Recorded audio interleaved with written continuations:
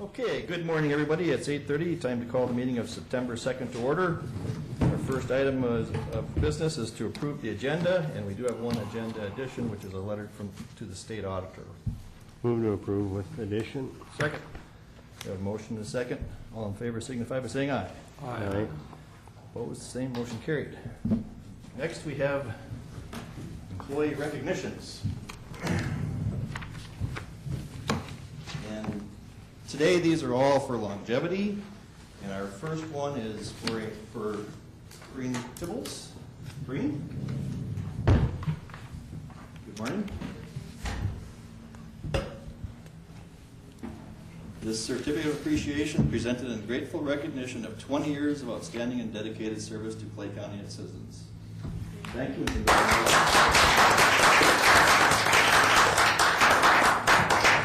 Miriam Mossef. Accepting 100. So Marion had 25 years. 25 years. Be sure to thank her for it. Okay.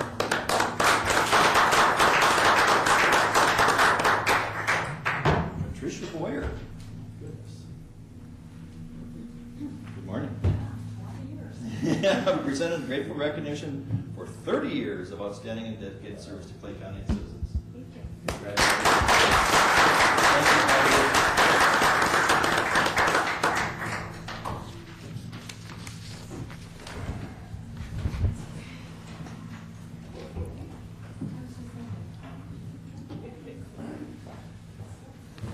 Okay, we'll move on to our next item is citizens to be heard.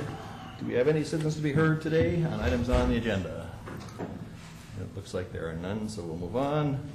Approval of bills and vouchers. So move. We have a motion and a second. John, second by Frank. Discussion. All in favor signify by saying aye. Aye. Opposed, the same. Motion carried. Approval of minutes. Move to approve. Second. We have a motion and a second. All in favor signify by saying aye. Aye. Opposed, the same. Motion carried. All right, we'll go to our next agenda item then, and that is the Aquatic Invasive Species Prevention Project. We have Joe Spencer. Cornier and you have somebody else with you? Spencer. Okay, come on up. Good morning. Good morning. I think you have the information we have in your board packet. It was sent over by us and sent out to you guys. So just talk a little bit about the project that the Red River Basin Commission is taken on. We received a LCCMR funded grant to look at watershed approach to invasive species work in the Red River Basin, and we're targeting 3 watersheds: the Wild Rice watershed, the Buffalo Red watershed, and then the Ottertail/Pelican River watershed, so in our region here. And what we're looking at is the whole project evolved out of a presentation that the commission did to the Becker County Commissioners to help them with some AIS prevention education work about a year and a half ago, March.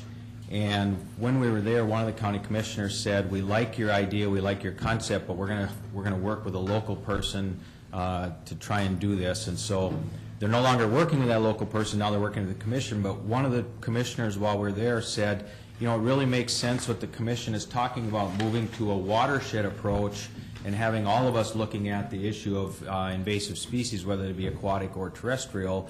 And so he at that time had encouraged the commission to look for resources to help take on the process or problem from a watershed scale. And so that's when we submitted our LCCMR proposal.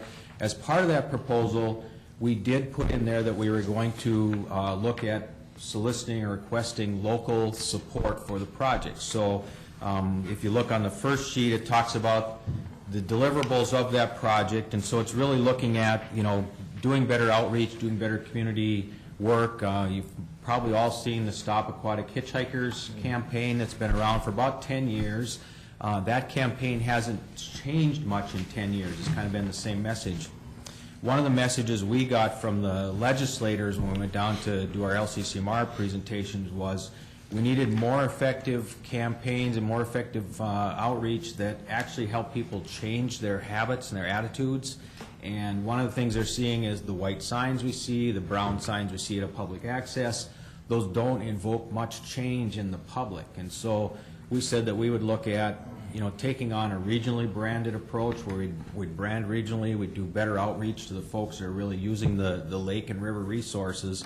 And so that's part of what we're doing. We're going to do some evaluation work, try to find out, what is people's knowledge about invasive species, what's their attitude about them, and then what is the likelihood that they would take action, and what does that mean? Does that mean stricter laws or rules will make people take action, or will people more voluntarily take action? So that's some of the things we're doing with that. We're developing a mobile app, be the first mobile app in the state of Minnesota for identifying, helping to look at invasive species. So if we're out on the lake and we see something, the app will have information on there that you can identify, yeah, it looks like an invasive species, I better report it to the DNR, the county, whoever they're reporting to. So one of the things the DNR tells us is the app alone should reduce their ground truthing time from a 3-day average event to probably a 3 or 4 hour average event. So that app is targeted at kind of that younger demographic or that mobile user. So those of you who use smartphones, who take them with you all the time, we're targeting that user plus that 40 and under user.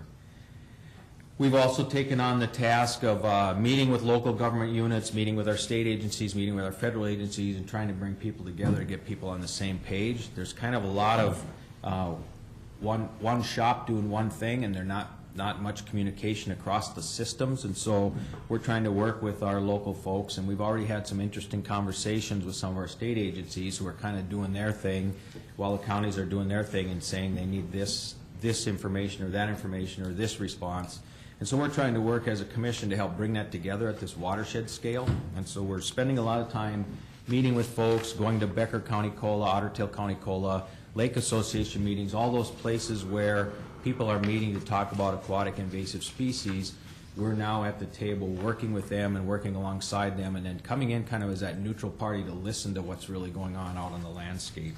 Then I think long term we're looking at how do we sustain what we're doing and create this approach so that it becomes a model for Minnesota to use. That was one of the outcomes that the state expected from us, was looking at how we develop what we develop and make it a Minnesota model, because we're the first ones to talk about using a watershed or a regional approach versus a county by county approach to dealing with invasive species.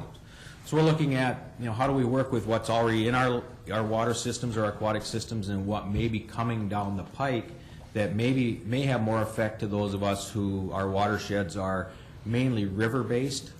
Buffalo Red, Wild Rice, those are mainly river-based watersheds, where Otter Tail and Becker are mainly lake-based watersheds. So if you can see on this sheet, this is what local partners have been requested to contribute to the regional project, and to date, all the partners have contributed. This is the first time we've been to the Becker County Board to ask, and we'll be talking with the Wilkin County Board coming up later in September. But what we're looking at, those are the specific deliverables that the partner contributions are targeting in our overall project. And I think one of the areas where we're really targeting here in this area is the next generation stakeholders, because you have an active Riverwatch team in both Holly and Barnesville, and you have an active aquatic robotics team in the 4-H program. And so they're all three groups that are working with the project to get students out on the landscape as kind of aquatic invasive species monitors and investigators as that younger generation. So we're actively working with all three of those groups to add in not only the things they're doing right now, but add in some invasive species work. And the clay robotics team has actually been working with Turtle Lake Association, and now going to be looking at how they can engineer their roves to do some of the early detection work, so you don't have to send a diver down, or you don't have to use other methods. So we're going to look at how can we engage young people with the technology they have to do some early detection work in the lakes we have that are already infested, or the ones that, like Pickerel Lake over in Becker County, we can send a sea perch team in to actually go around the lake and do lake assessment with a rove to see if they can identify any additional adult zebra mussels, is what they'd be looking for in this case. But we can also do it with plants. So we're really looking at trying to get this whole core of people kind of more engaged in the project. One of the things that we've had Spencer do since he came on staff, we hired Spencer July 1 to help with AIS work and then some of our other vegetative management work, we've really taken a look for Becker and Otter Tail County. You see that on the pie chart sheet. Where is your riparian property ownership coming from? Then how are you getting your messages out to them? So if you can see the influences, in Becker County, only 43% of their riparian property owners are actually local people. The rest are visitors or what we call, migrant folks who own a second property, and it happens to be in Becker County. So you can see Fargo-Moorhead's a fairly large influence from Becker County impact for riparian property ownership.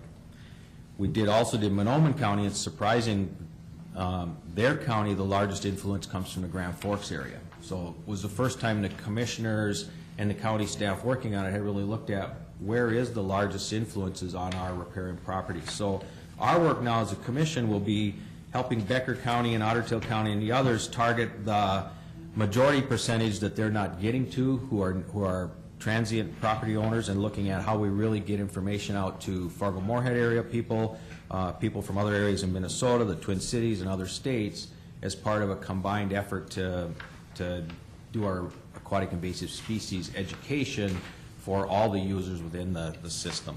So, Mr. Chair? Yes. Joel, got a question for you on your first page here, that Yes. acronym LCCMR, what does that stand for, please? I'm sorry, that's the Legislative Citizens Commission on Minnesota Resources. That's our lottery fund proceeds. And you're asking $219,000 from them? They have granted us $219,000 Okay. funds for the project, yes. Okay, and you're looking for another 35 from the entities listed here? Right, when we wrote our proposal, we said we'd look at local and regional resources to bring in additional resources. What that does, it gives us some money that's not encumbered by specific task-oriented line items. And then they're also involved in the project too, then? Yes. Yeah. Have you received any of this 35 yet? We've received all of it but Becker and Wilkin, yes. Okay. Yeah. You've received Clay counties? Oh, I mean Clay and Wilkin, I'm sorry. Clay and Wilkin. Yep. Okay, so you're here today to, Well, we're here today Ask to, I'm sorry. for $5,000 from Clay County? There'd be one request we'd have, but Okay. also to look at with the new money that's come in through Association of Minnesota Counties, the commission is also looking at how we can assist counties with developing AIS plans, how we can work with supporting that process as well. Thank you. Mr. Chairman, yeah, my question would be whether this 5,000 that you're asking for can come from that, out of that 8,000 we're getting, or are you asking for that in addition to the 8,000 that we have No, allocated? yes, it can come from that. You can use your county-funded AIS money that came from the state to contract services to do aquatic invasive species work, yeah, with another entity organization, so. Well, I wondered, we wondered how we could effectively use that money, and such a small portion compared to what other counties are getting, that I think that this would be a great way to use it. One of the other things we're going to be doing is an AIS tour, and I think you probably saw the tour card. I think John has actually signed up for the tour, but we're going to be looking at what a couple of the other counties are doing that we're thinking are kind of promising practices. And I think at least one or two of the things that we're going to be looking at on that tour may be some opportunities for Clay County, where we have just a handful of lakes with public accesses, and we could do some patrolling of the accesses through some electronic technology versus adding staff or adding sheriff time or whoever that might be. So there's some strategies we'll be looking at, alongside the counties we're working with in our regional project to look at, how do we better protect a turtle lake or a lee lake or one of your lakes in the county that you may want to get some additional information out to, so that when people are there, there's more effective messaging. Are we aware of infestation in any of our lakes in Clay County yet? Not in Clay County yet, no. But Pelican is infested. Pelican has zebra mussels, and there's flowering rush just upstream of Pelican, so they have lake management plans that deal with that. There's also, in the areas curly leaf pondweed. In some of our ponds in Becker and Norman County, we've got a critter called the faucet snail, and so that's a snail that actually has intestinal parasites in it, and so ducks and waterfowl eat it, and then it does massive duck die-offs or loon die-offs, things like that. And there's a couple others that are coming that are like the Chinese mystery snail that we will probably see in our lakes in this county area. And so one of the things we can do is, through early detection and lake monitoring and things like that we might do with an individual lake association, they can start doing some early detection and do some early control so that we don't get to where like a Pelican Lake is with a species where they're spending lots of money on control. Wayne? And this is, you're asking for this 5,000 renewable every year? Right. For any timeline on that? No, for the next 2 years, at least and what we've said is we will come back each year and give a report and talk to the county commissioners and the county board and say, are you satisfied with the work we've done? Would you be interested? We also would look at if we have enough resources, we would not come back and ask. And so, And if I may, is this, you're looking for this in 2014 or 2015 to start? yes, that's correct. What? Right now, yes. Okay. Yeah. Yesterday. Thank you. Yeah. So yeah, we'd be looking and we'd come back sometime next year to ask for the next Gotcha. that fiscal year. So. Okay. Frank? Since there's a big majority of, you got Fargo, West Fargo, percentage is a big, are you asking Cass County too, or is that a silly question, or? Well, one of the things we're going to be looking at, can we develop some strategies to actually get some across the river resources in, to do work. So we may go to a Cass County board, and if we want to do a specific targeted survey or targeted educational approach, we may go to them and ask them to fund that, and leverage resources. One of the things we hope to do, no, I shouldn't say hope, but we will be doing is we want to leverage the resources and bring in new money. For instance, there's new Lessard Sam's money, about $3.5 million, that's available for AIS work. With the $35,000 we have here, we can leverage that money and bring in another $150,000 or whatever we might write proposals for, and use this as our leveraged match to bring in additional resources. Say we find a specific project we want to do in our regional project or with a neighboring state, we can leverage resources to do more work that way. So yes, we will be looking at who are all potential partners who should be, contributing to, this type of effort. So how are you working with the different lakeshore associations and lake management groups? I happen to have some property on Little Pine in Otter Tail County, and we have a lakeshore management group for Big and Little Pine, and they're doing a lot of the same type of stuff in terms of researching and finding out about all of these invasive species, and then how you can monitor and hopefully keep them out of the lakes. So how are you what's the duplication here? Are you going to be taking some of the stuff that they got? Are you going to be reaching out to them to find some of the data that they've gotten? Well, one of the things we're doing a lake assessment report card process, and so it's the first of its kind in the country. So we're working with R&B Labs, and so we'll be developing report cards for each lake on the risk assessment based on their vulnerability to invasive species. And so we're looking at zebra mussel first, and the risk is based on the water chemistry. So all the volunteer data that's being currently collected by lake associations, that data is being used as part of the assessment. We're also looking at the geography of our region and its ability to support zebra mussels. And then we're looking at the human factors affecting the lake. So what is the human use? How many resorts on it? How many fishing tournaments happen on it? Is it a popular destination lake for walleyes, muskies, swimming, fishing, those kinds of things? And so we'll be developing a lake assessment report card, and we're almost done with that for the Pelican River watershed. And we're doing the main stem to start with. Then we're going to branch out to the other lakes within the watershed. So each lake association, as they're planning, for instance, we'll have the report card saying, here's the vulnerability of our lake, and here's the reasons why. It's either high, medium, or low, and here's the reasons why it's high, medium, or low based on use or chemistry or whatever. So they'll be able to do more specific planning on how they might invest local lake association dues in invasive species planning. We're also working with trying to get the AIS monitoring program going, just like we have water quality monitoring on all our lakes. There's a new AIS monitoring program that's developed in the state. We're going to be trying to train lake associations and get them going with that. Most of our efforts we're doing through Otter Tail County AIS Task Force that meets monthly, and we're working with Otter Tail County COLA group. So if they're a member of the Otter Tail County COLA, they'll be getting more infusion of resources through that Otter Tail County COLA that we're working with to help bring in resources. But the other thing we're doing, we're going to target a couple of lake areas, and we're going to actually help delineate their sub-watershed and help them start looking as a local unit at how they might plan as a watershed group with upstream and downstream influences that come into their lake and then actually leave their lake. So if they're not a closed basin, an individual lake with no inlet and outlet, we'll be helping them look at upstream and downstream. How do you start planning with your lake neighbors to work with invasive species that are either here or maybe coming? So Then one more question. How about the impacts of these invasive species to the Red River itself? And this kind of goes to Frank's question.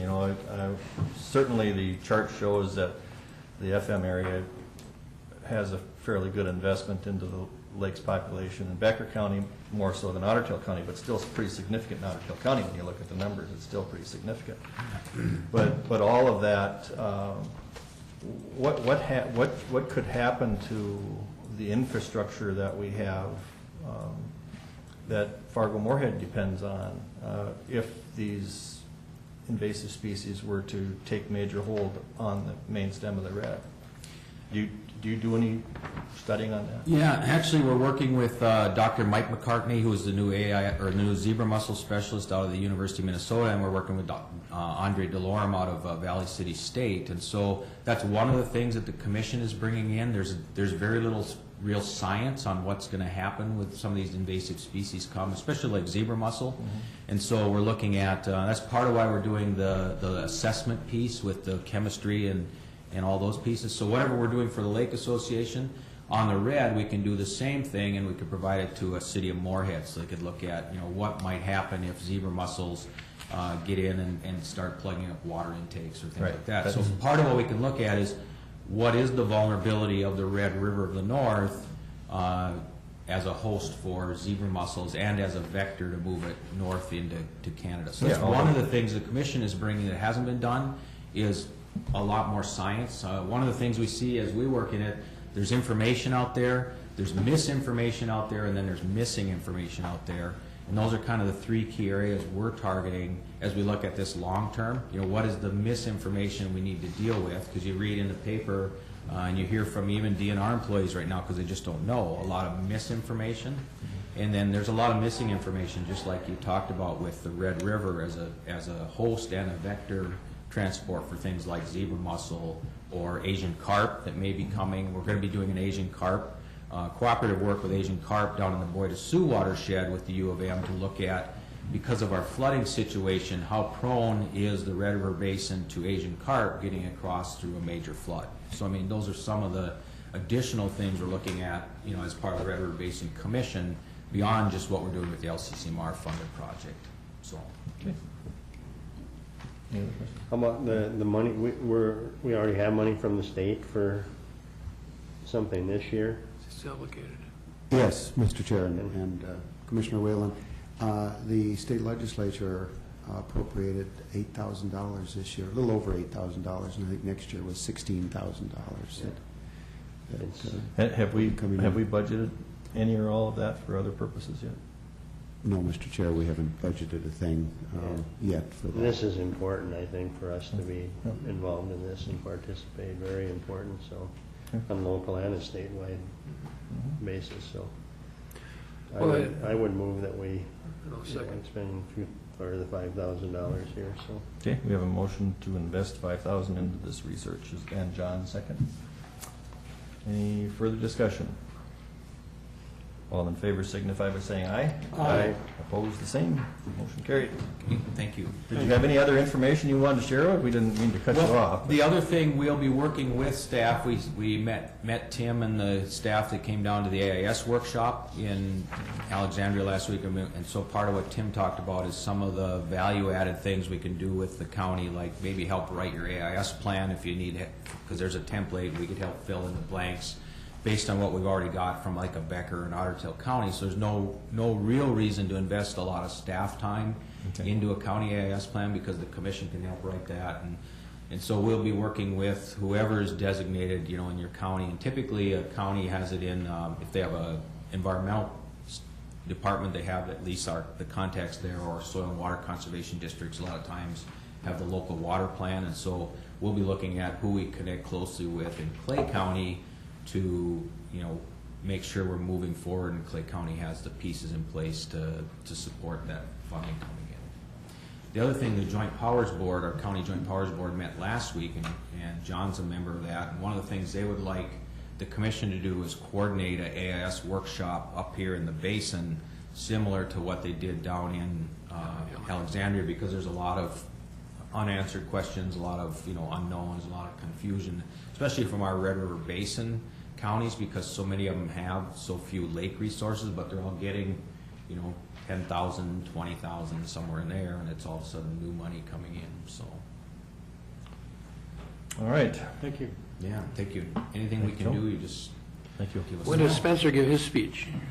Oh, he's still in training.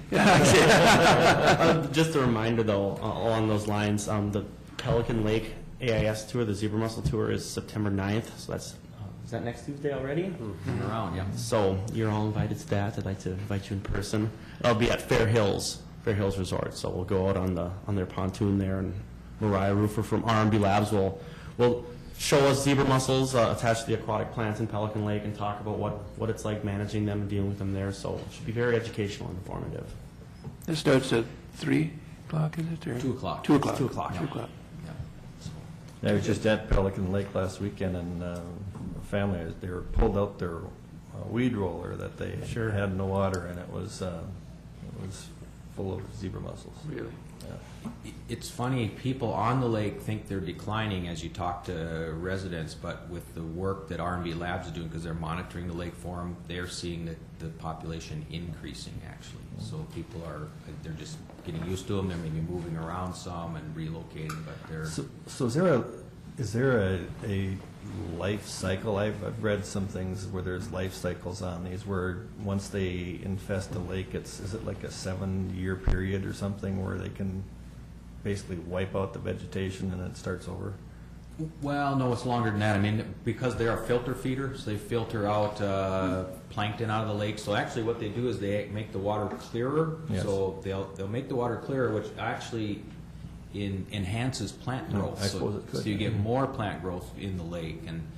And so part of the science, Dr. McCartney is actually doing research on Pelican Lake, and he's going to be adding Lake Melissa now that was just infested. And he also wants to do Rose Lake in Otter Tail County, because our inland lakes are kind of, it's a young infestation on our inland waters in Minnesota, and so there's not a lot of good science on our lakes either, and so there's just a lot of unknowns. But the interesting thing, there's a little microscopic veliger stage where they're kind of a free-floating in the water column, and a single female zebra mussel, I mean, can have millions of eggs and veligers in a season, and so the peak for that veliger population growth is about July 1st through August 15th, so timed perfectly when kind of the highest use of our recreational water resources by both resident and visiting public, and so there's a lot of unknowns of if you carry a quart of water out in a boat or a pontoon or a jet boat, and there's veligers in it, and you go dump it in another lake, is that enough water and enough veliger population to infest the next lake? I mean, there's so much unknown right now. That's hopefully what we will be discovering and then be able to plan for in the future. And of course, they're just one critter. The plants seem to be more problematic for a lake property owner, because that's usually more visible, it gets in the way more of recreational activities, and so we'll be looking at how do we keep Eurasian water milfoil from getting into our local lakes? How do we, keep flowering rush, some of those other plants too? And so, be helping the lake folks, plus helping us as a system make better decisions. Very good, thank you. Thank you.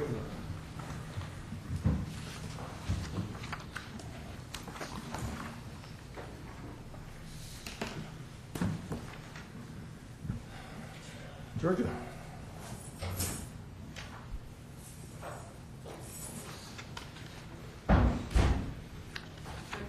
Good morning, Good morning, Georgia. So we're going to talk about doing a test run on a couple of vehicles in a lease agreement. Yep, last week I was here and I was asked to go back and check with Lori on funding the county auditor, and I did do some checking on that. The vehicles, we don't actually amortize the vehicles like we do with some of the other equipment in other departments. The vehicles, each department is charged 35 cents per mile, and then that charge goes into the capital or the fleet account to purchase the county fleet vehicles. And then that 35 cents also covers the repair and the gas and the insurance for those vehicles. So with the leased vehicles as proposed, if we were to lease the 2 vehicles, which would replace 2 of our existing vehicles, the lease payments would be made out of that same fleet fund that the 35 cents generates the revenue from. We're proposing 2 fleet vehicles to give it a try. We're looking at this point, we're reviewing, we're suggesting number 2 and number 9, although we do have a Chevy Impala out at motor vehicle that has some high mileage, and we may consider possibly substituting number 3 instead of number 2, but we're doing some checking on the maintenance that was done on number 2 to see if it'd be more feasible to keep that one and put it out at motor vehicle. But we are recommending the leasing Ford Taurus and the Ford Fusion. I had an opportunity to meet with Georgia and Brian last week on this and kind of dove into the numbers a little bit. And it certainly seems reasonable that the 35 cents that we have billed out by each department now, the revenues that come in from that should certainly make the monthly lease payments that we're talking about. And as Georgia said, in addition to that, there becomes other savings by being part of that lease, and whether Georgia wants to get into those or Brian wants to get into those, it's I think this is a good opportunity. I still think that down the road we should review the billing procedures and to see if that is really the best way to go about it. In terms of, I don't care how it comes, it all comes from county departments, which then also ultimately comes from our taxpayer. But is there a cleaner way to do the sharing of the expenses amongst the departments, I guess, is my point. Brian, do you have anything to add on this? No, Mr. Chair, other than the fact that we did put quite a bit of time in on this, and this is a trial basis where we want to see how it works, if we can improve.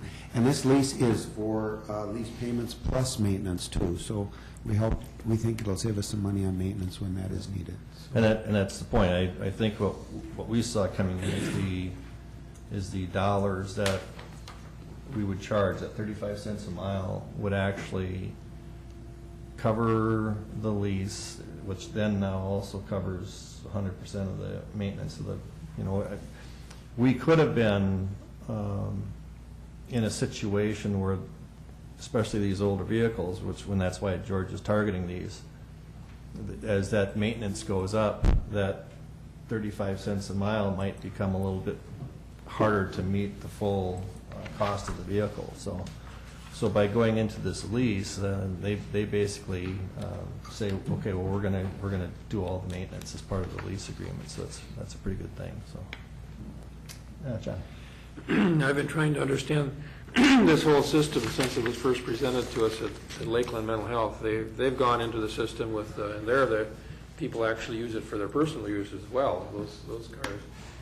Pope County, I think, has taken done it with their whole fleet. They only have 5 vehicles in their fleet or something, but so it's I'm really curious as to how it works. I think this is a wise thing to try it, to use a couple vehicles and see how it comes out. But the whole concept's, it's hard for me to figure out how it works for the company. It seems like a good deal for us, but you wonder if it's as good as it sounds. But this is a way to find out. So. Well, Mr. Chair, if I may add, just one example, that we have the same questions, that's why we want to be so cautious, and we've taken quite a bit of time to look at this. I think we could learn something from it, too, because I don't think we do as good of a job tracking each vehicle that we do in the fleet. We have 11 vehicles now in the fleet, and I think we need to do a better job of tracking that. But we use this example with them when we talked about it. It's kind of like an insurance company, Blue Cross Blue Shield. When you go in and seek medical attention, if you were to pay that bill on your own, it would be an awful lot of money. But through Blue Cross Blue Shield, they negotiate discounts. Right. And that's kind of what Enterprise does. They negotiate discounts with these other vendors so that they can keep these cars running a little bit cheaper. That's the only logical comparison that we could make to why they can do it a little cheaper. Isn't there also a credit card component too? Yep, and that would be the additional pieces here. Number 2, the authorization of entering into an agreement for the fleet management mobile. That would be the gas portion of it. Currently, we require, when people are in town, to get gas at the City of Moorhead, the Public Works facility on 15th Avenue. We get it through bulk purchasing through the city. With this program, they would be able to get gas at any of the approved gas stations within the program, the enterprise program, and then that would allow them to get gas at various locations instead of always having to. It's sometimes a safety issue at night when they have to go up to 15th Avenue, where with this card they could go to Holiday or different gas stations within the community, both here or traveling to the cities, any of the outlying areas. So that would be another portion of it. And then number 3 would be the fleet management portion, where they would charge us $5. And at that portion of it, we are looking at adding our remaining fleet vehicles, and then they would monitor all of our maintenance on our vehicles, tell us when we need to have our oil changes, our tire replacements, rotations, and at $5 a vehicle per month, we still feel overall that would help us with reducing some of our maintenance expenses and then monitoring some of the expenses. And again, like Brian mentioned, we would receive a reduced maintenance shop rate that they've already negotiated with the vendors in the area. Will they do that on vehicles that we're not leasing through them? Yep, Okay. and that would be the $5 a month, and that Okay. we are recommending on our other fleet vehicles. Okay. All right. Does the company have the option during the lease period, if a car, is a lemon and requires that they can swap? Yes. Okay. Yeah. One other thing I didn't mention, and that would be in the gas assistance on our program, where right now we don't have, we had an example of one of the fleet vehicles had a flat tire by Barnesville, and they tried to call the maintenance staff, and they tried to call me. Well, by the time they tracked someone down, this program would actually provide them with a number, and it would be more of a AAA type of service too, that they would receive help in situations like that. Well, based on the meeting that I had with Georgia and Brian, it certainly appears that from a budgetary standpoint, at the worst, we'd be breaking even, or we'd be no different than we are today, and at best we could see some improved savings based on from the maintenance side of things. So I would certainly encourage us as well to move forward with this test run on these 2 vehicles. Mr. Chair, I move what Georgia has presented in front of us today. So you're talking, are we doing this, all 3, these 1, 2, and 3 all together? Sounds good. Okay. Second. We have a motion and a second. Any further discussion? Frank? Yeah.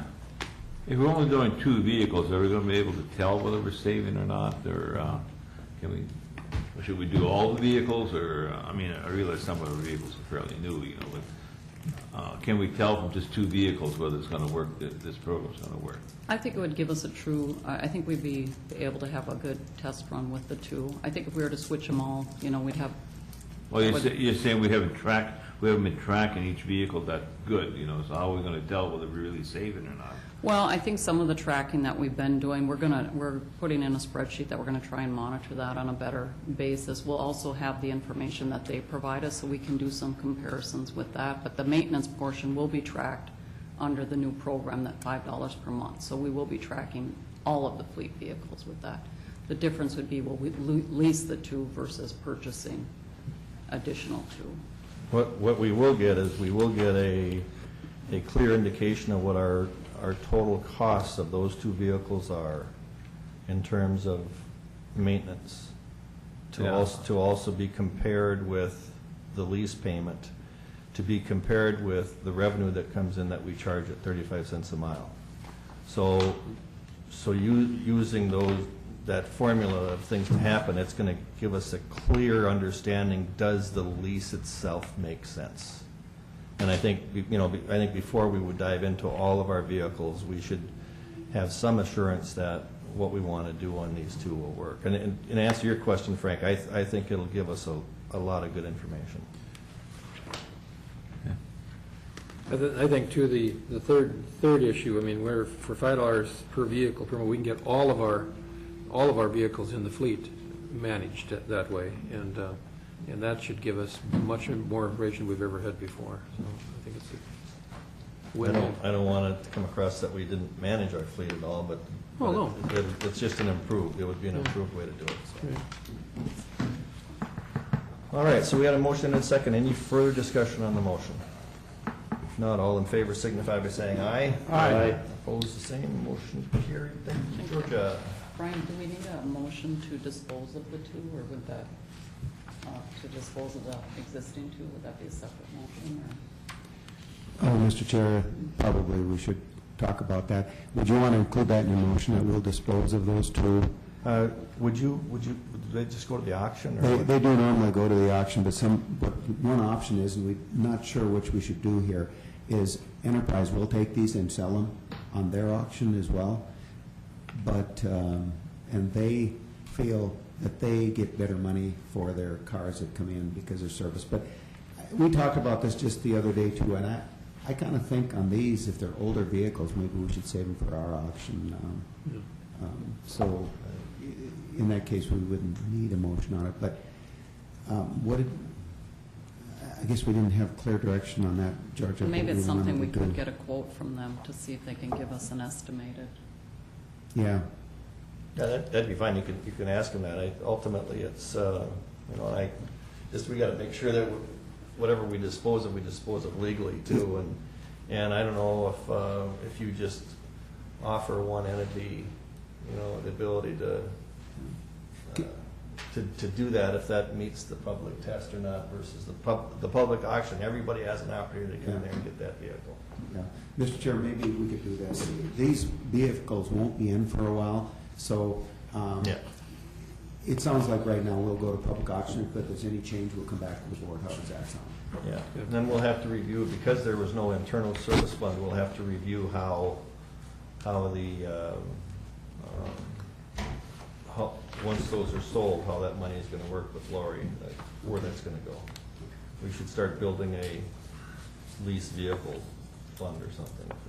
All right, thank you, Georgia. Okay, thank you. All right, our next item is the review of unpaid leave exceeding 30 days for county attorney's office employee. And I just happened to notice that our county attorney stopped, and I'm assuming you're here for this reading. I am, look at that timing, huh? Good morning, Brian. Busy through the weekend, so. Well, good morning, all. This is in regard to Ms. Schreiner. So Kim had a surgery. She's doing very well and recovering well, and so we're happy about that. And but it will be a long-term recovery. So if you don't know, it was a lung transplant, and so she's doing great with that. We expect probably through November, maybe even to December, that she has a 3-month recovery that she has to be down in the Twin Cities, be available, and they're in an apartment. And she's doing that now, and I think she's doing great. She's obviously a 20-year veteran, and we expect she'll make a full recovery, come back to work. but anything beyond 30 days needs board approval. So we're asking for that to be an unpaid leave, to be approved, subject to her return. So Brian, what, for the work that she did, what are you doing in the interim without her availability? We have a part-time secretary that's in there. She's working 20 hours. She's shared with the Department of Transportation, so Dave overall graciously allowed us to use her for the part-time. She's doing great. She's filling in where she can and helping out a lot, so. And don't get me wrong, I'm 100% supportive of your request. Yeah, no, it's good. It's I think, I won't say it's super stressful, but it's, I think the leagues are adapting well. But you're going from somebody who's on leave who was a full-time, in her prime and when she was healthy, she was full-time and probably kicked out a lot of work. She did. And now we've got, you're saying that the replacement for that is a part-time person. What does that do to your whole caseload? What does that do to you? We did a lot of work. Jenny can testify too that we had worked to try to figure out if we could find somebody to fill in. We were looking through preference personnel and other possible methods. In the end, it was pretty hard to find somebody that would be part-time but would be experienced. And so Terry, who's filling in, is doing a great job, and she's a smart lady, but it's not easy finding an experienced legal secretary that could just jump right in. So it is. It's a little bit stressful, but they're doing okay. They're adapting to the schedule and everything else. So we're doing all right. Well, I would, outside we'll get to the vote in a minute on your request here, but it seems to me that you have your dollars budgeted for your staff, and if it would seem to me that if you need to go beyond the 20 hours or whatever that you got now, I would think as long as you're staying within those budget dollars, I'd hate to see you get in a situation where you're falling behind, I guess, on stuff. I appreciate that. I think we're doing okay. They're adapting to it, and I think we'll be all right. That's what we kind of looked at to try to figure out if we could find a full-time or part-time, and we're doing part-time. Okay. Yeah. Wayne. Thanks, Mr. Chair. This is a little off, but does her situation fall under the category where people can donate time to her? That's already been done. It does and has been. She's gotten a pretty good amount. She's gotten some leave. Well, that's okay. You don't have to go into that. That's Okay. probably more confidential. But you're asking us to grant her unpaid leave, which is fine. I support that. But could she still receive donated time and pay? She could. Okay, so move. Okay. So we have a motion on the request. Is there a second? Okay, we have a second. Further discussion? All in favor signify by saying aye. Aye. Opposed, the same. Motion carried. Thanks, Joe. Thank you, Brian. Thanks, Brian. Mr. Chair? Yes. Before Oh. Mr. Melton leaves, last time, during the budget discussions, which we'll have in a few minutes here after your next item on the list, and in Lori and my discussions with him, he is willing to present the fact that he would request a half-time position, not a half-time position, a full-time attorney position starting halfway through the year. mid-year. And I know he's tough to get a hold of sometimes because of his schedule, so I just was wondering if he would want to make comments to the board when he is here in regards to that. Yeah, I saw it was still on the schedule. I didn't know if there really was any more discussion or other questions you had. I presented it before. I again, still believe we really do need and can use an additional attorney for all the reasons I outlined before. And I don't have a problem with it starting by June of next year. I think that would be, by the time we get everything rolling and get advertised and everything else, I think that's a reasonable amount of time that we would start. And so I think it would be reasonable to ask for him to start by mid-year, and so it would save some budget dollars, and I think it would be both benefit to the county, benefit the county attorney's office. Okay, good. That's good to know. Thank you. Okay.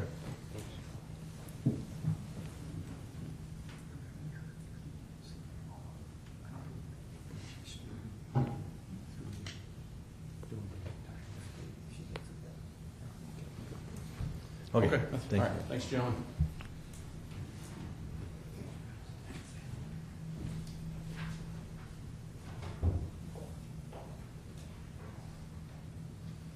Okay, our next item is the appointment of representative and alternate to Prairie Lake Solid Waste Authority.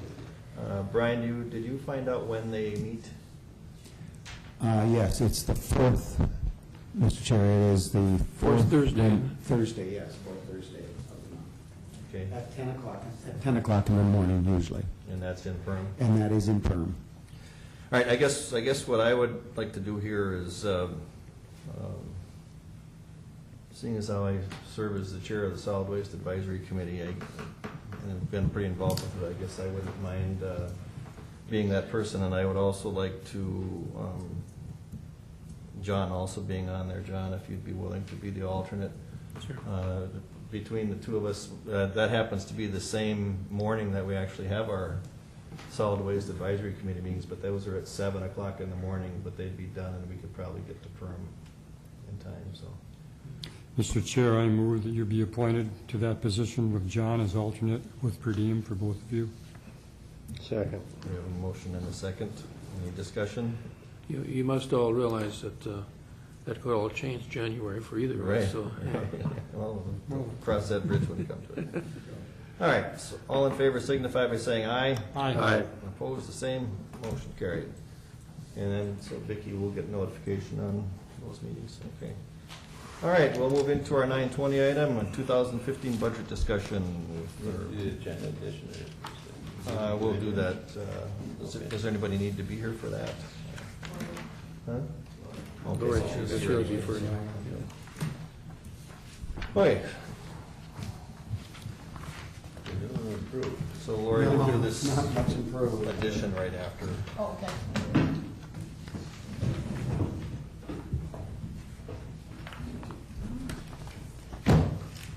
Thank you.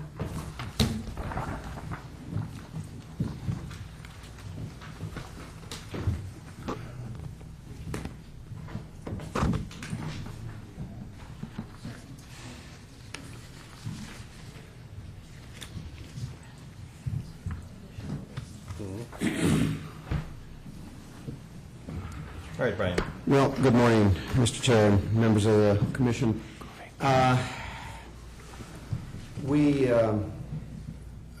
Commissioner Ingersoll brought up a good point on the library last time, and he followed through on that, and we followed through on that, and we made that adjustment, and we also double-checked.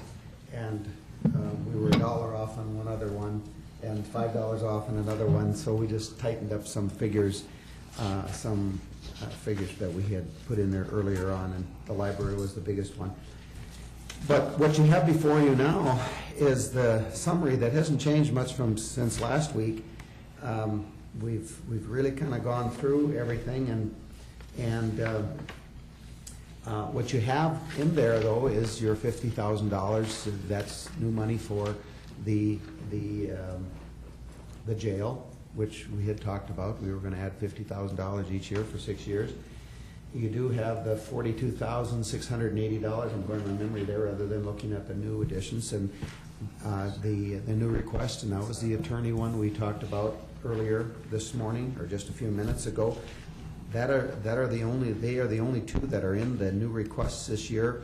And then I thought what we would do probably is, you see the front, and then the second page is just a supporting document for that. And then the third page that we just handled out is just the summary of the proposed, I shouldn't say the proposed changes that are taking place within the budget. And I thought if we could, if you wanted to, we could run down there and you can kind of give us some sense of direction of what you want to do, if you're, satisfied with that. And I know last time you did talk about reserves, and we can certainly talk again more about this, but we're getting down there. It's September now, and we have to send in a preliminary levy by the end of the month. So we would look for some further direction. I don't know, we haven't exhausted everything, but we kind of think we need some direction from you where you folks want to go with this, and we can certainly try and get you there. John, you want to say? This doesn't save any money now, but we've talked in the past about appropriating each year for elections, so that it doesn't go up and down. Right, and that's what we've That's been what we're doing. You doing that now? Yep. Okay, Yes. Yep. okay, Started that a couple years ago. okay, yeah. And another one, Mr. Chair and Commissioner Ervick, that you do that on is that the 20, it used to be 5,000 every other year, and we've gone for $2,500. I want to say it's that camp that comes in and they do the work and Oh, yeah. the volunteers. We've leveled that out. The elections are leveled out, so. Okay. So if you'd like to do that, we can run through it quickly. Let's run through it. Okay. As we go down there, you'll see the different departments that are represented there, and then you'll see their budgeted expenses for 2014, and then the 2015 budgeted expenses, and then you'll see in the far right column is the percentage change from one year to the next, and you'll realize that insurance has been,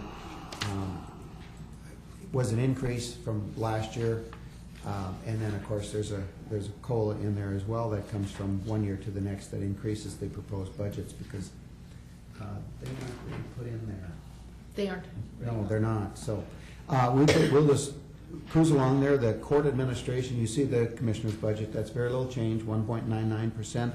The court administration, that's running fairly true to form, so we stayed there. The public defenders, so we went up $5,000 on that. If you see a 6.525% increase, which is quite a bit, but we're tracking more to the 85,000 rather than the 80,000.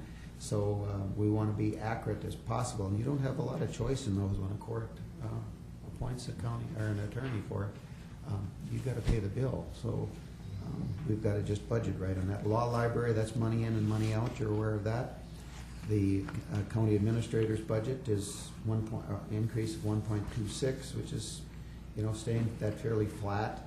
Mark, auditor's office, you'll see a 3.15 increase in the expenses, but you also see a 3.25 increase in the revenue. Of course, they're off percentage, but what I'm saying is the revenue's gone up just a little bit. And with steps and as large a staff as she has and the changeovers, that's pretty flat for that.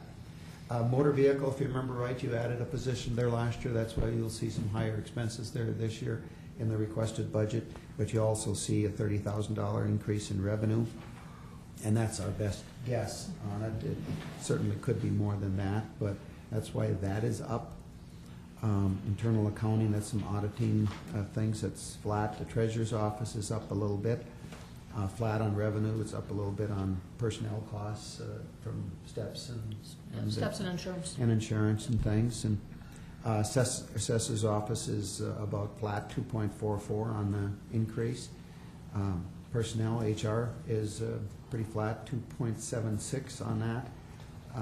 Technology service, the same thing, 2.75. Information services, 3.96. They've had some personnel change, and if you remember right, their count on personnel went from a 0.8 to a 1.0, a full-time FTE when Cindy left, which you approved, and that is in the regular budgeted dollars. That was not a new request. Elections, we just addressed that. That's up, we budgeted an extra $10,000 there, but she's trying to stay flat as she can every year. A county attorney's office, that's the one where it's a new request, but if you'll see, the new request isn't in here, but their regular budget is actually down 1% because of personnel costs and other things. So, and that's a fairly good-sized budget, almost $1.5 million. Victim witness advocate, you're contributing a little bit more money there. The grants are still the same. Recorder's office, the recorder's office is not filling a position. You'll see their budget is down almost 20%, but you'll notice the revenue is down, expected revenue is down about $90,000 as well. So that kind of falls in line, and that's one of the reasons why she's not requesting to fill that vacant position. Surveyor, we budgeted $40,000 there.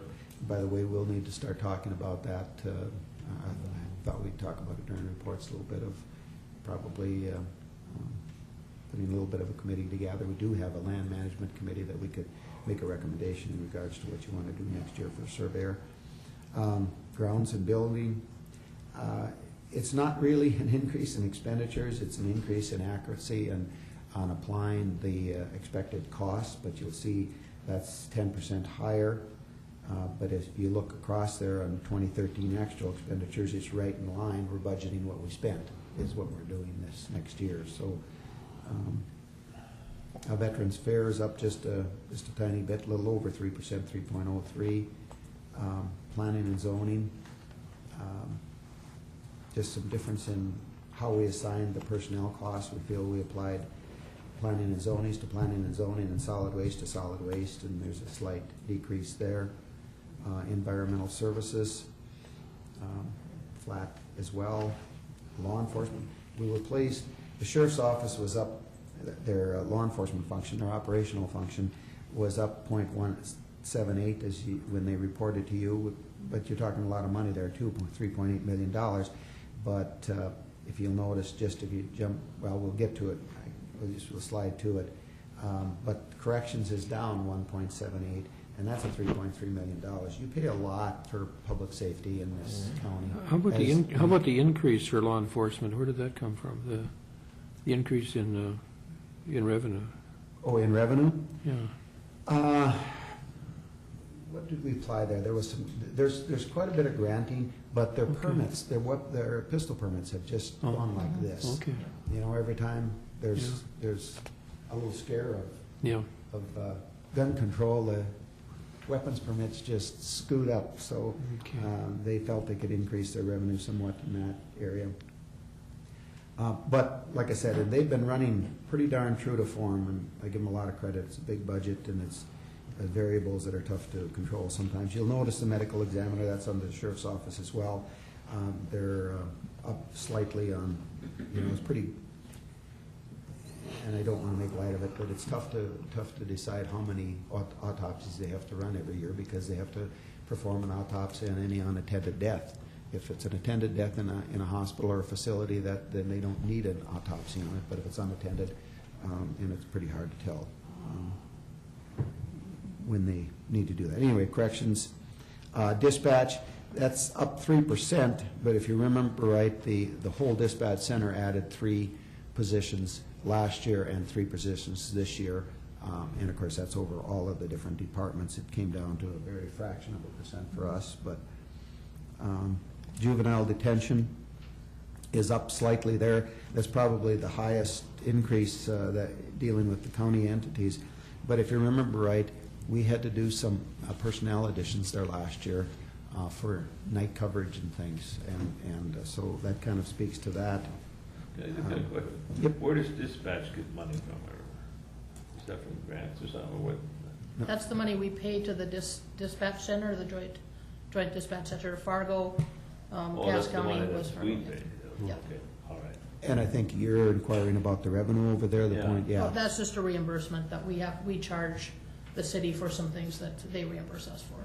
The small cities, that's where that comes in as well. All right. Remember that 52,000, or was it 49 or 52,000 that we get from the smaller cities? And then there's a couple other little things that come in regards to that. So we were at juvenile, I think everybody understood that. Probation, again, was 2.53. Emergency management, a 2.54 increase. Library, 2.45, and that's what we talked about last time, within that 3%. A historical and cultural society was a 2.96 increase in their requests. So that's an outside agent. We're kind of into the outside agencies. Excuse me. Right now, historical society, or I'm sorry, humane society appropriations still at 1,500. That's flat. Extension is the highest increase on here at 16.15. You folks understand that because you added a half position there last year. So when you go budget over budget, it's because that's a pretty small budget that they have. If you see it's $282,000, so you add a half a position, it makes quite a percentage change in it. Red River Basin. So that was done for 14, wasn't it? Did we do that for 14? Right, but it wasn't budgeted. You did it mid-year, Oh, I see. and so Yeah. it wasn't in the budget. So, Right, I see. and it wasn't a new request this year, it was added to the budget, Right. that's why you see the budget over budget. Right, okay. Soil conservation netted out to a 1.99 because of the grants and how that is affected. feasibility study was, we took that out. Public health was, now that's considering the 112,000 that's been applied. Right, So we that- took 112,000 from the Yeah, fund balance. so that brought that down to a reduction of 21%. Metro Council, now that shows a 37% increase, but their budget is based on the federal grants that come in, so they give us an approximation, and then it may vary, and this year they're estimating that they will want $12,836 from us. Last year it was $9,000, and so it does vary a little bit. Some of these others are just flat. West Central Council on Aging, and that went down just a hair, their request for it. Is it a formula, based on a formula? Yeah, I think so. They have about umpteen many counties, it depends upon how many grants they get from the state and things, so.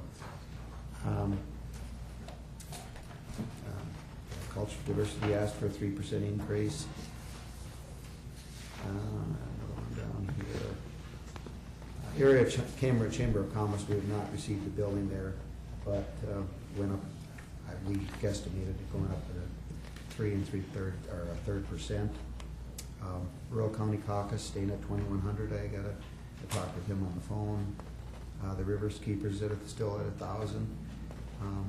The Senior Coordinator Program, you remember last year that was quite a hike, but this year they asked only for a 3% increase. We had long discussions about that last year. So I think we get into social services and road and bridge, and you have those on the front, on the top, in summation there. You have road and bridge going up 1.21%, and social services as a decrease of 0.26%. And then solid waste, I think there was actually a decrease in solid waste. And that's an enterprise fund, so that doesn't deal with the county dollars. So we feel that internal agencies are holding at that 3% or less on their increases, with the two exceptions that we have on the new request. And even I think that 42,680 from county attorneys, even if you were to put that into the regular budget, they would still be have a very small increase, because they're actually down 1%, and they've got quite a large budget, $1.4 something million. So that's kind of all of the departments, unless you want us to go back and ask for a little more out of them. We've gone through each and every one of them, line by line, on their travel expense and everything else. So we feel they have pretty accurate budgets turned in to you. And Mr. Chair, when you report, though, it's the spread levy or the net that you report? What is it we report? we report The spread levy, yeah. So the 5, After the county program aid is taken out. yeah. So it would be the 5.48. Correct.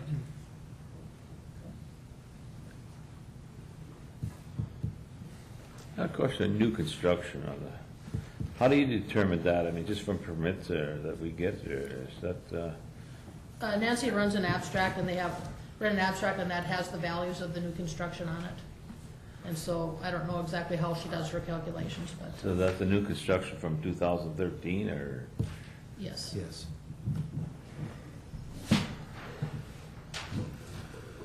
That's higher than we had for, I mean, it's That's a usually nice been 1 increase. or Mhm. Yep. about, so Yeah. that's good. And I would think that 14 is a much better year yet, so a year from now, we might be seeing even a bigger new construction thing. Right. Well, I think what's been proposed by all the departments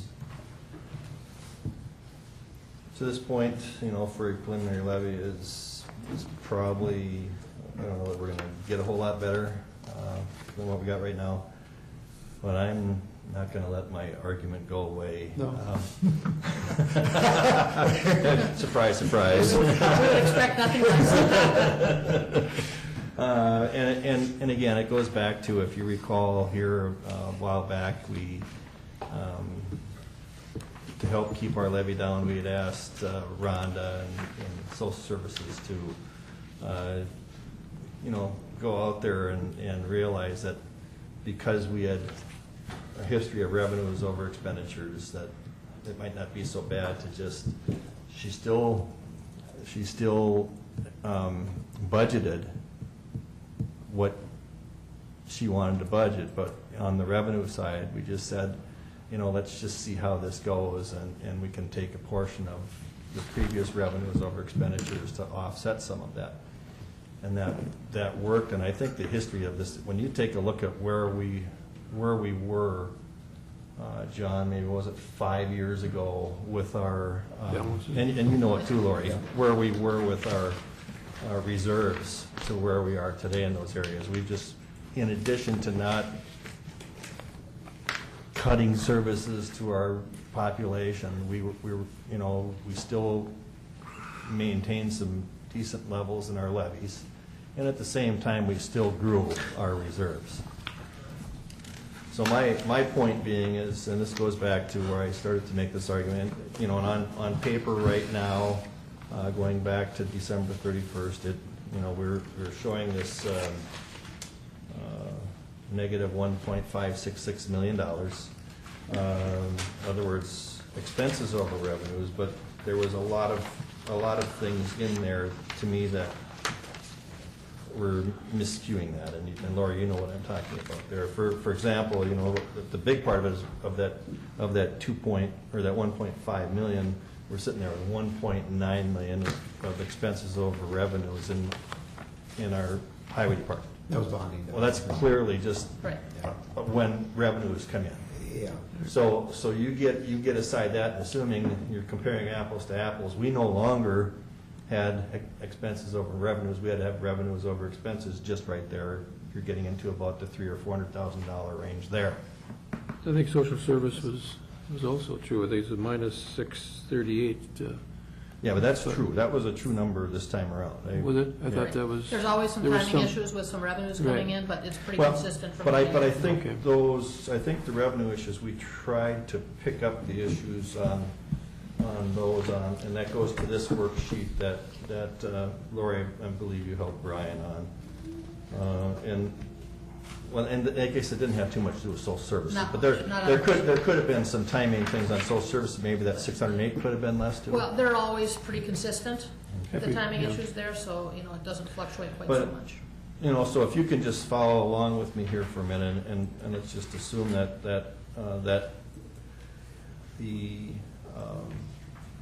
highway turns from a negative 19 to now we're into maybe a plus 400 if all that money's in there. Revenues over expenditures. Right. Then we have the market value adjustment thing, which you said is just a paper entry, but yet it makes us show as a negative loss. That's $371,000. But the big one to me here seems to be the 2013 buyout expenses, where we have revenues that we weren't able to classify in the appropriate year of $672,000. Now, had that been in place, again, that would even add, so we would be getting upwards in excess of $1 million revenues over expenditures. And then there's these couple other things I haven't even addressed yet, the $96,000 from the city of Moorhead. My whole point being is I still think that I would never suggest that we take all of that, but I still think that, like in the past couple of years, we could take a portion of that to help buy down that levy, and it won't hurt us a bit. In my estimation, it won't hurt us a bit.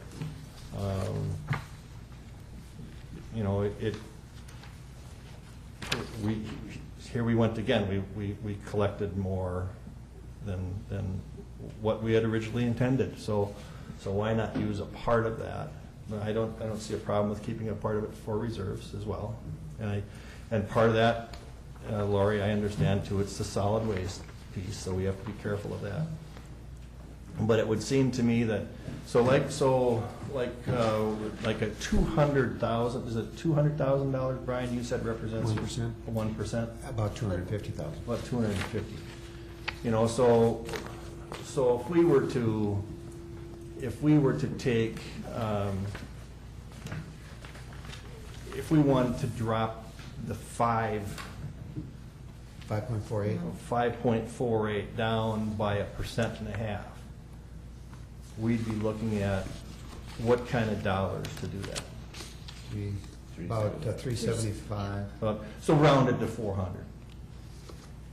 I mean, Well, just yeah. for the sake of And I discussion. think if you do look, Brian put together a listing of things, and so we have in fact actually taken about $412,000 out of fund balance for one-time things, which I'm perfectly comfortable doing.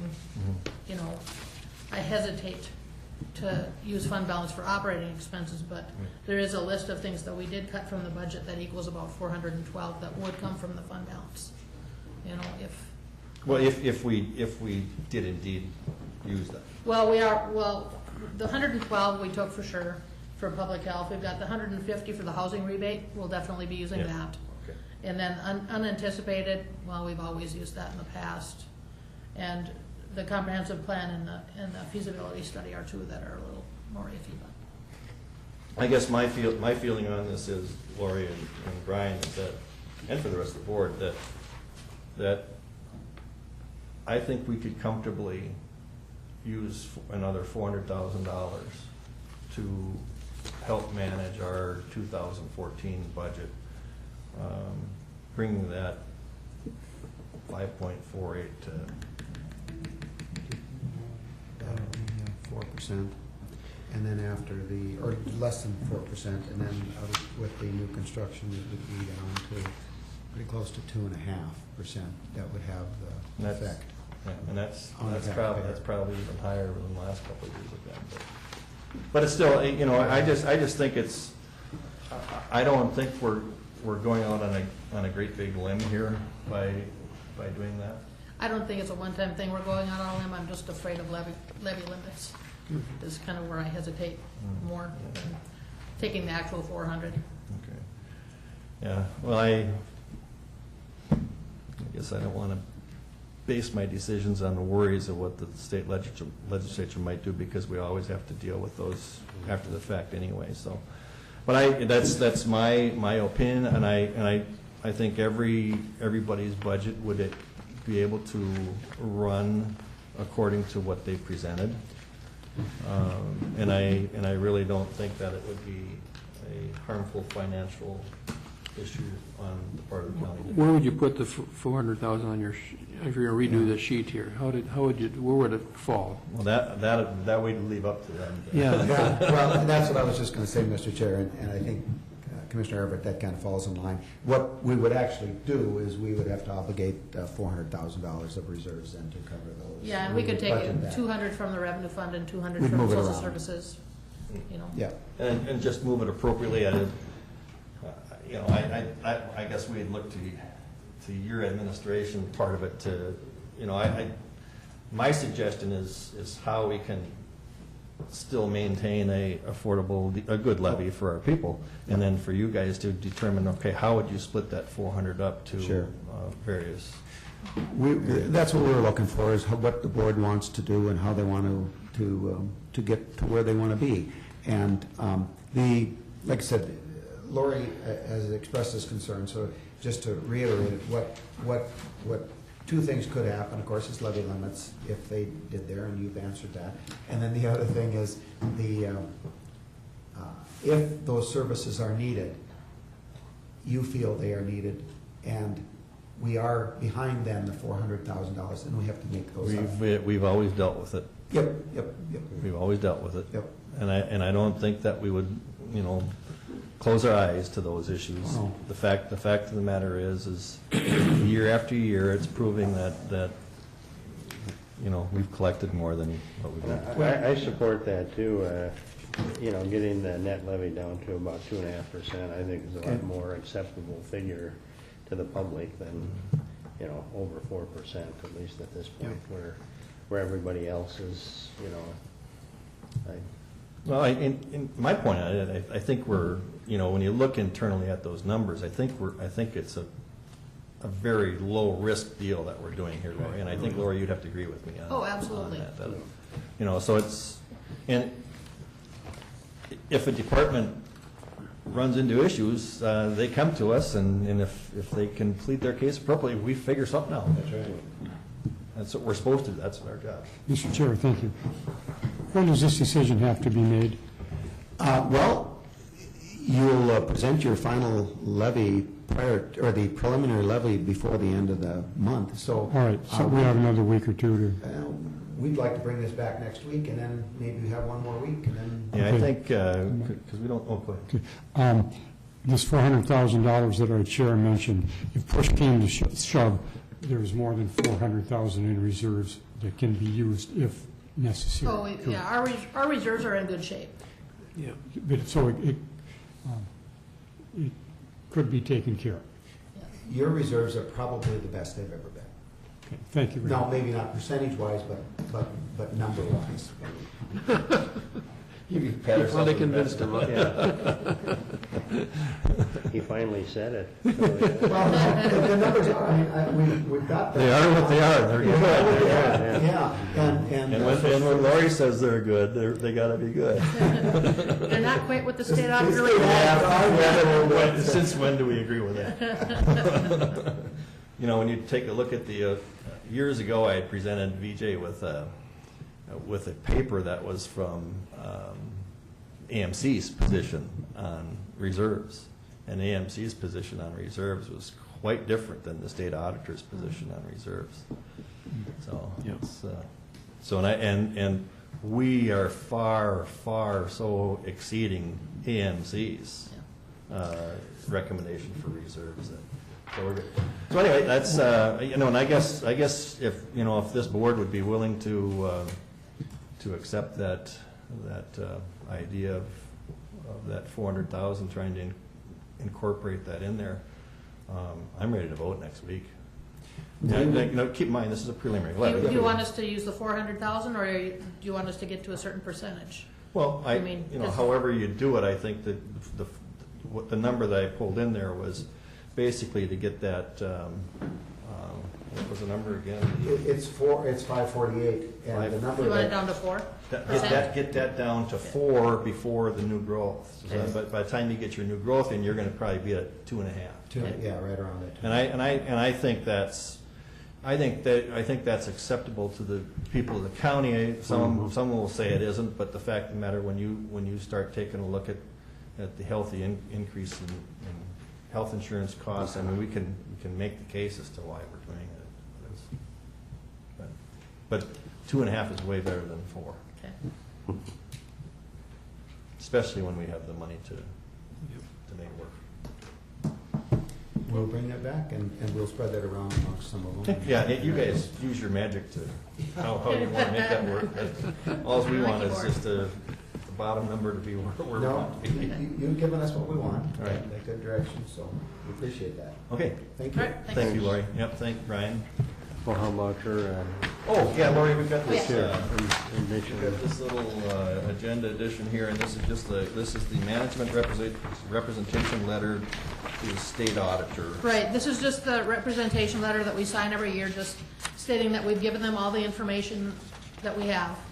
And we generally do this right before our audit comes out, so the opinion date is going to be like the 8th or 9th or something, so we need to get this signed and into them so they can Chairman, I move get the that, audit finalized. I move that we authorize this management letter to be sent to the state auditor. Second. We have a motion and a second. Any further discussion? All in favor, signify by saying aye. Aye. Opposed, the same. Motion carried. Thank you, Lori. Do you have the original with you? Okay, and there's, All right, we are down to committee reports. Wayne, would you like to start today? Thank you, Mr. Chair. I had one meeting on Tuesday, August 26th, the Insurance Committee. We're sticking with the grandfather clauses that were in there. And The renewal information came forth. We have a 13% increase in health insurance, and that's because of high utilization over the last 24 months. Some of the Affordable Health Care Act had some extra fees in it, which also are part of that 13% increase. Increase of $102 to county amount for benefits that each employee is given, and that is, to remind you, 50% of the increase of the Triple Gold family plan, and that went up $204.50. Then we had discussion regarding employer shared responsibility, possible penalties in that area, and there were none. There have been none so far. We discussed and voted upon adding a clause for healthier pregnancies. However, that has been put on hold. We'll look at it again next year, and that's so that's a moot point at this time.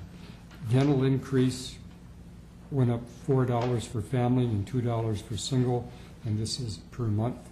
And as also a reminder, every employee has to have dental insurance. Open enrollment is October 14th and 15th. Now, Brian might have something to add because he was also at that meeting. That's all I have, Mr. Chair. All right, thank you. Frank? I had one meeting, family health care. They had a good report for the Monday. Revenues were up a little bit, so that was a good thing for the family health care center.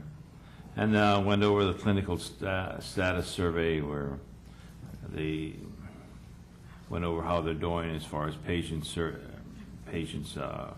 appreciation or whatever, how they're serving the patients. And they also received several grants that's going to help the family health care out. That's it. Okay. Grant? I just had Oakport Joint Powers Board, and the main topic of discussion were the street lighting situation when Oakport is annexed next year. And it was actually pretty interesting. They had an overlay of where the existing street lights are now, and if Oakport were to follow current city policy, how many more would have to be added. And there's a lot of issues with residents there that they don't want as many street lights out there as that the city in general has. So there's going to be some meetings with residents there and more discussion about that in the future. So that was it for me. John? Last Wednesday, I had AMC Extension meeting, the annual meeting that is held together with the Citizens Advisory Committee for Extension down in St. Paul. And then we talked about, the main topic of a discussion probably was the MOU, which will be coming up for renewal this next year. We'll have to work on that again to make a recommendation. We had last time we did a 3-year, and that's what we would hope to be able to do again, is to come up with a recommendation for a 3-year process for that. They also then bring us to the state fair during this meeting in the evening, and we got to visit the play that the 4-H kids put on at the 4-H building and eat with the ambassadors at the 4-H building, and then have a little time to get out and have some of that decadent food that you find all over the fairgrounds. So it was a perfect night. It wasn't too hot like it usually is, and it was nice to be at the fair. State fair is that Minnesota get together. That's pretty special. So. But because I was at that, I wasn't able to be at the SWAC meeting on Thursday morning, so Kevin will have to report on that. And I also was not able to be at the Joint Powers Board meeting that's held quarterly in Monoman. But you heard the main presentation was from Joel Cornier, and he mentioned that in his presentation today, and that's what they presented was the possible program with the invasive species. So I think we heard today what probably was discussed at that meeting. Thursday evening was the Lakes and Prairies Community Action meeting in Breckenridge, and it was a good positive meeting. There's a lot of good things, I think, going on. And they talked a lot about the celebrating the history of, anniversary of community action, and showed some video showing some of the things that happened back in 64 when it started, and it was interesting beginnings for. It's come a long ways. The Head Start program probably being one of the main programs of emphasis. Then I spent the next 3 of the next 4 days at Rolog and had a great time. It was that's truly, I think, Clay County's get together, and people come from all over the country. It's quite amazing how many people show up for that event, even with the impending rain and threatening rain the whole time. There was it really never did rain during the day. The rains came at night, and but consequently there was no dust problem that there is sometimes. So it was a good show. That's all. All right, thank you, John. Okay, I was supposed to be at the insurance committee meeting, which Commissioner Ingersoll reported on. I had ended up in its place. I ended up going to the press conference over in Fargo regarding the Regional Juvenile Detention Center and the likelihood of Cass County joining in with us. If you recall, since the last time we reported on it, we did have a special meeting of our regional center, and all member counties did vote to support moving forward and allowing Cass County to join us. And so there's some really good opportunities there. There's obviously it's going to be good for their kids coming into the system, and it's also going to bring much revenue into that facility, which obviously it's not going to be 100% profit, because with the extra students or extra kids is also going to mean some extra overhead, but certainly the overhead should not come anywhere close to the revenues that are coming in. So down the road, we're not ready to start cutting prices per bed yet, but at some point in time we might be able to see that all of the counties will benefit by being able to have a reduced bed rate compared to what they have now. So that's a really good deal. We're still waiting on that the one, what's it, from the interstate? From the IJC, the Interstate Juvenile Council is going to be issuing an advisory opinion as to the legalities and appropriateness of both having the services here across state lines and also some of the transportation issues involved with Cass County bringing juveniles here.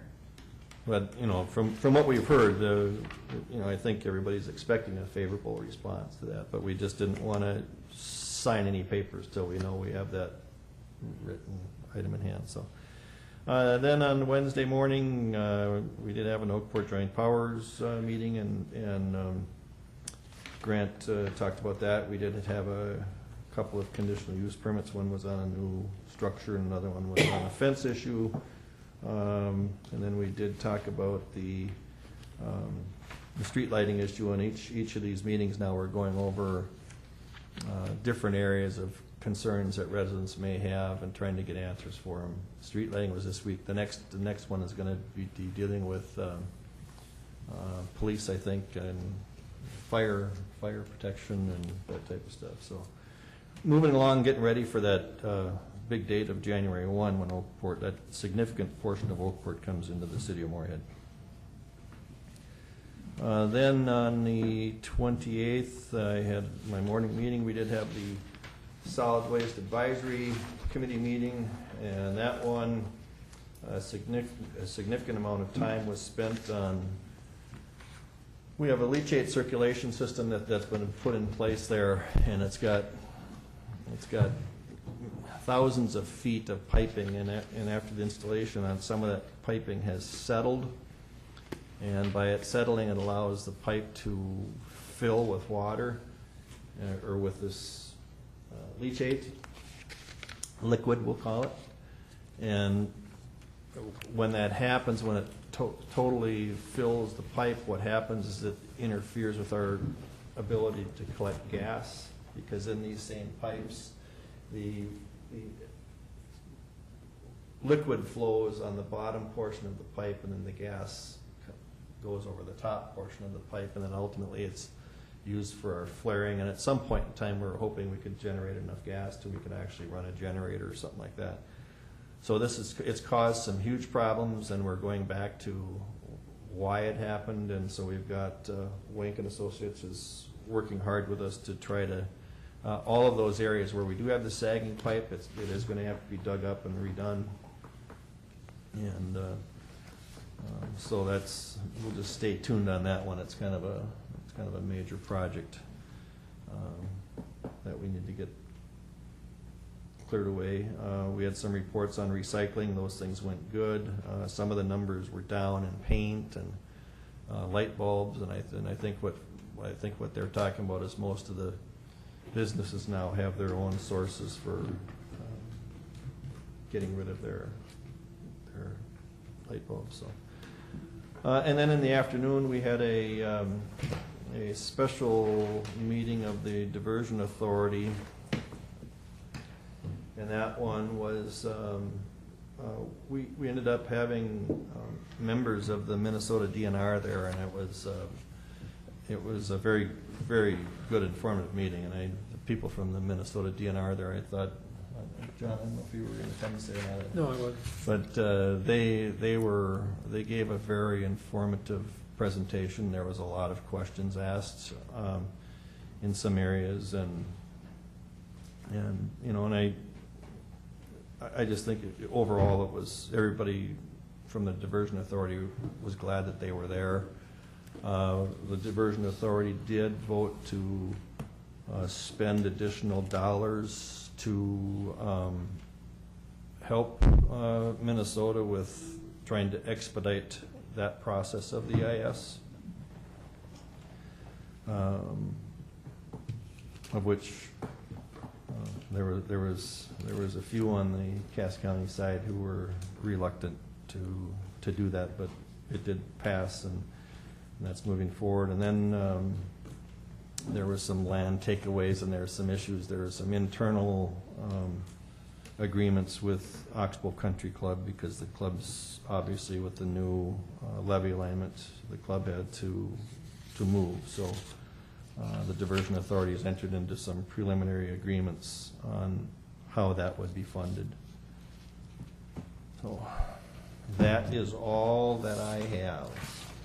Brian.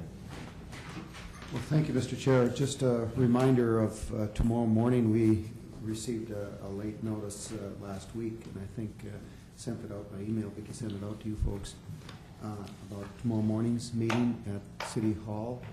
Governor Dayton will be there in reference, I think, making some comments in regards to the diversion project through Fargo-Moorhead, or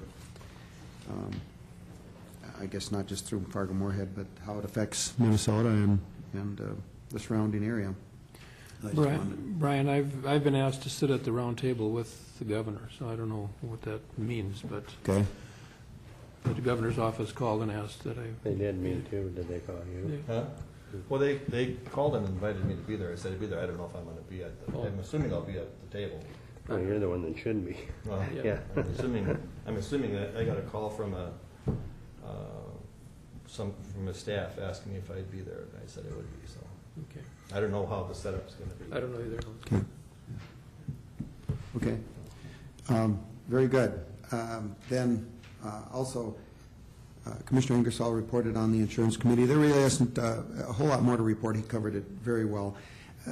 He talked about that Future Mother program that they were talking about, and the concern with adding that the committee had was it does increase the benefit a little bit, and it increases the aggregate value, and it's easy to add something. It's a little more difficult to take it away. And the committee said, we'd like to try it for a year and see if anybody is using it and things, and then we can decide. And the problem is, Jennifer did check with our co-op, and they said, well, it's not that easy to just try it for a year. So that's when he was talking about where we decided to kind of put it on hold for a while and talk a little more about it. We had some concerns about some of the parts of the program of it. So, and as usual, I guess we spent a fair amount of time this last week on personnel concerns, and that's always an issue. And one of them is, you're aware that hit the paper, so we need to talk about some things in regards to the county attorney's office. So we'll talk about that. We'll work through that and get there. Diversion conference call, we had that on Wednesday afternoon. It's kind of a strategy meeting with CH2M Hill and talked about a lot of the different things about in preparation of the special meeting that Commissioner Campbell talked about on Thursday afternoon, and where that was going to go, and what the proposals were going to be, and the dollar amounts and things like that. So that's all already been discussed. And then I did talk with Nathan Gannon, the assistant engineer, this morning right before I walked in the room here, because as you know, we expected the 11th Street project to be open for school, and they have been having a lot of frustrating moments with the contractor, and it's not all the contractor's fault necessarily either, because there were some things added, a turn lane on First Avenue, plus some of the extra concrete. I think there's some 37 manhole covers that are going to be delayed a little bit. And then they've had breakdown after breakdown after breakdown with the hot mix plant, and frankly, it's broken down today as well. So he said he expects it to be finished by the end of the week. But The road was open this morning. I mean, we could drive it. they had told the buses that they could drive on that, yes. And they communicated with the principal over there and some concerns. And frankly, like Nathan said too, it was probably okay that they weren't working this morning with first day of school, so that they got some of the traffic through and things. So it's pretty frustrating. I know you guys have been experiencing some frustration with it, and same of the citizens have been experiencing it. And so they're going to certainly work through that. I know there will be some questions and concerns when this is all over. So I just wanted to update you on that too. So that's about it. There is the Transportation Alliance meeting tomorrow. Good. From good point. 6 to 8 Yes. at the Yemcom Center. At the MCOM Center. Yep. Jenny, do you have anything for us this morning? The only thing I was going to mention in conjunction with what Chairman Campbell had reported is that Stephen Larson and I met quite a bit last week about working on the cooperative service agreement for the Juvenile Detention Center, and then also looking at how we would go about incorporating the shelter care piece of it too. So we're working pretty heavily on that, and we're making good strides. So. And you'll be coming for some proposals. Yeah. Do you want to? Are you going to? Is your timeline to share it with Clay County first, or? I believe we would probably share it with Clay County first, and then make sure that we have board approval before each separate entity board is going to have to approve that new amended agreement. So. Okay.